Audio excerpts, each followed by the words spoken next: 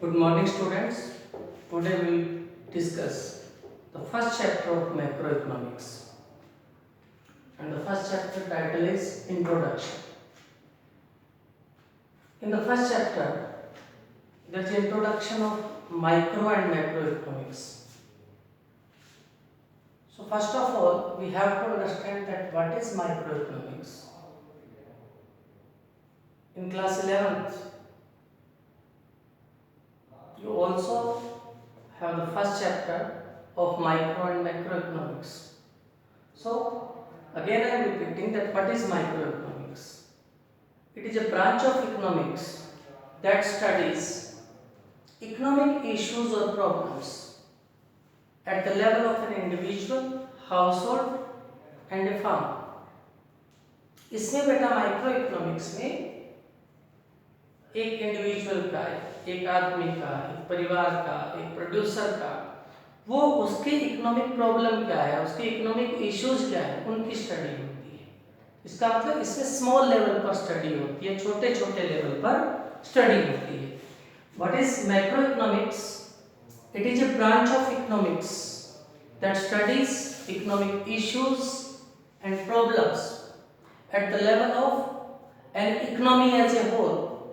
इसका मतलब ये हुआ बेटा कि मैक्रो में हम बड़े लेवल पर स्टडी करते हैं, लार्ज लेवल पर स्टडी करते हैं, और इसमें पूरी की पूरी इकोनॉमी की स्टडी की जाती है। फॉर एग्जांपल, अगर थोड़ा सा आप समझना चाहें एग्जांपल से, तो जो माइक्रो में होता है individual demand, theory of demand chapter जैसे आता है, थ्योरी ऑफ सप्लाई कि एक प्रोड्यूसर कितनी सप्लाई कर रहा है, एक फार्म कितनी सप्लाई कर रही है, एक इंडस्ट्री कितनी सप्लाई कर रही है। इसी तरह से in the macro economics we were having national income, पूरे देश की इनकम, तो वो पूरे देश के लेवल की स्टडी होगी। Aggregate demand, not demand but aggregate demand. Aggregate demand का मतलब पूरे देश के लोग कितनी डिमांड करते हैं। सो मैक्रो में हम क्या करेंगे बेटा, पूरे देश के लेवल की economy as a whole study करते हैं, और इसमें जो स्टडी का लेवल है that is individual, household and a firm. Now we will discuss the important topic of this chapter is that what is the difference between micro and macroeconomics. So in this video we are discussing the difference. So the first difference, please see the basis. First difference is meaning. Meaning जो है वो differ करता है, दोनों का meaning अलग है, micro and macro का। सो फर्स्ट बेसिस में हम करते हैं meaning, branch of economics that studies economic issues और problems at the level of an individual, household and a firm, and it is a branch of economics that studies economic issues और problems at the level of an economy as a whole. So एक difference तो आपका meaning से बन गया।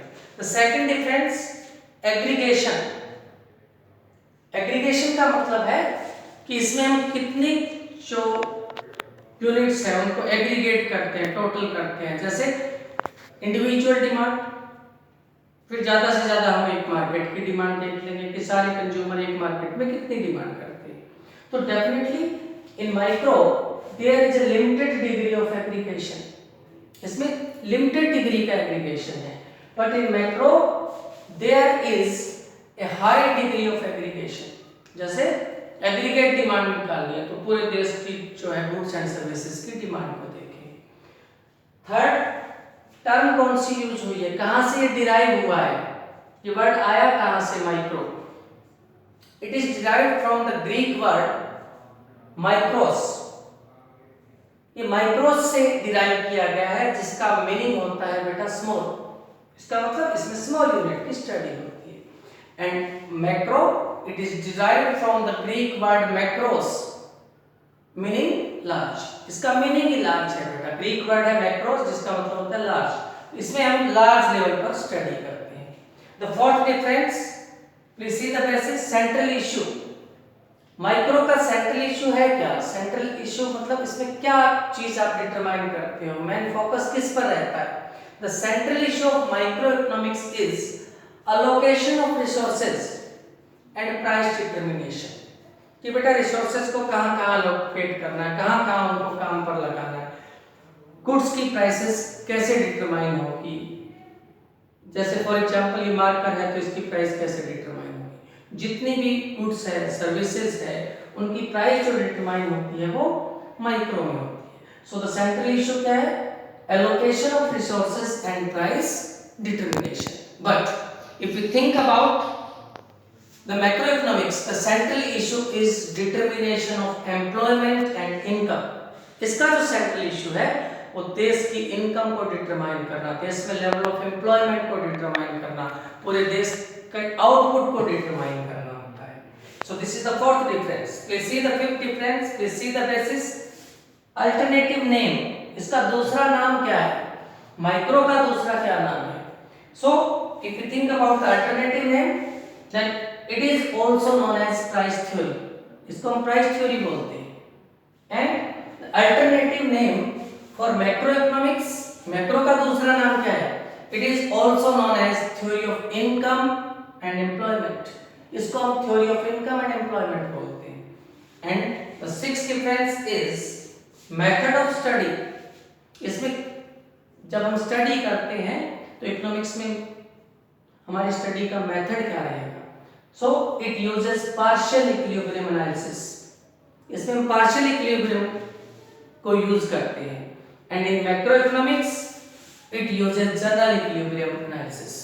इसमें हम general equilibrium को यूज करते हैं। So this is the difference between microeconomics and macroeconomics. If you have any doubt, any problem in the topic, then write down in comment box, ठीक है? Then I will make another video on your doubts, on your points. Thank you. Have a nice day.